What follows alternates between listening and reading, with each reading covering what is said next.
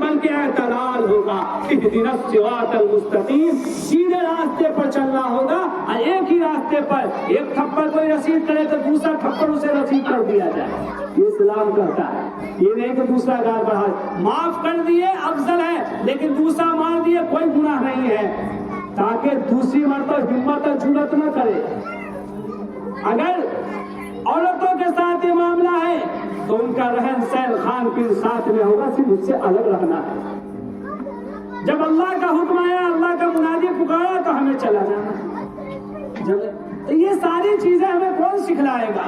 اسلام سکھلاتا ہے، دین سکھلاتا ہے.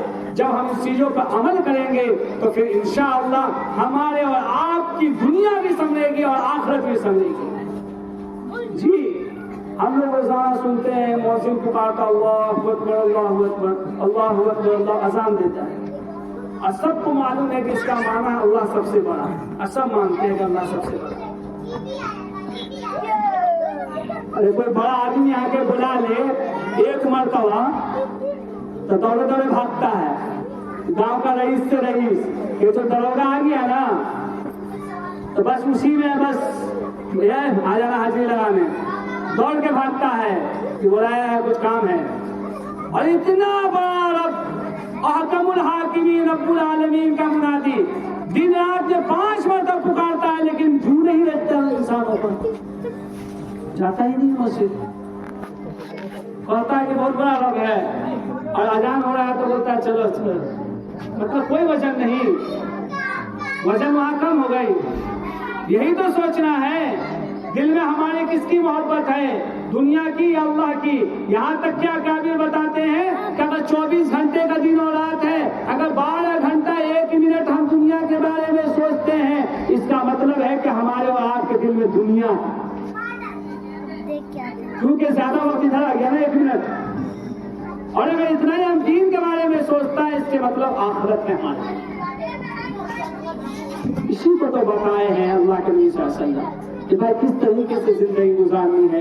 یہ ہمیں کون سکھائے گا؟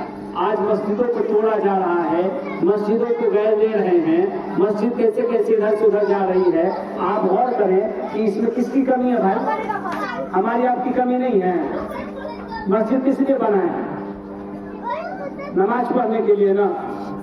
جب ہم مسجد میں نہیں جائیں گے، نماز نہیں پڑھیں گے 5 وقت، مسجد بنا لیے ہیں اور پھر یہ اس میں رہیں گے امید لگائے ہوئے کہ ہماری مسجد حفاظت میں رہے.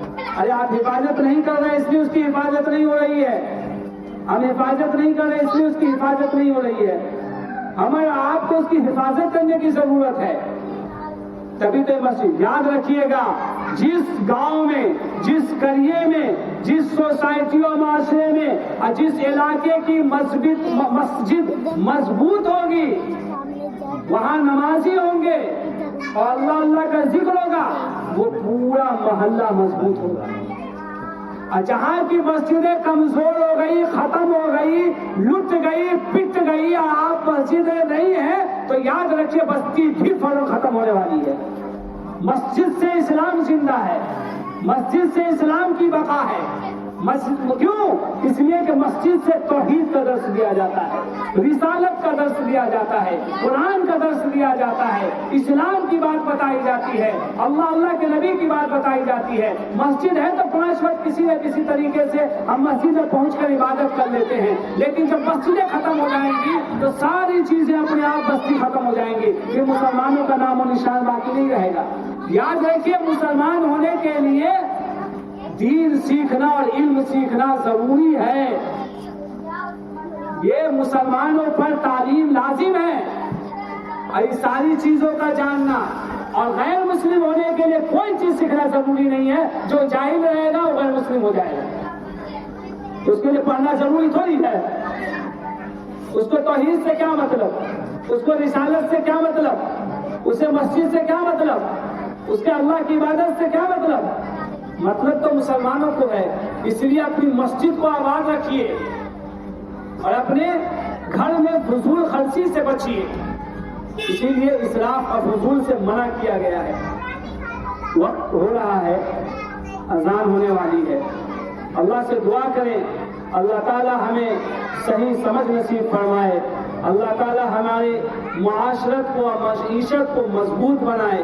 معاشرت کیا ہے کہ ہمارا میل جول، اخوت، بھائی چارگی، اتفاق، یہ ساری چیزیں ہمارے اندر ہے. نہ اتفاقی، نہ چاہتیا، یہ ہم سے دور ہو جائے، ختم ہو جائے. اس کی کوشش کرنے کی ضرورت ہے.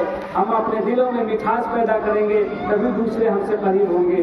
جب کڑواہٹ آئے گی تو دوسرے قریب نہیں ہوں گے. اس کی کوشش کرنی ہے کہ ہم جب بھی دینی مجلس لے گئے اس میں بیٹھیں، باتوں کو سنیں. وہ بات اگر قابل قبول ہے تو قبول کر کے عمل کریں، قابل قبول نہیں ہے تو وہی چھوڑ کے نکل جائیں. یہ نہیں کہ سب باتیں چھوڑ کے نکل جائیں. اس لیے اپنے آپ کو ہم کو صحیح کرنے کی ضرورت ہے. اللہ تعالی عمل کی توفیق و رحمت فرمائے. وآخر دعوانا الحمد للہ رب العالمین.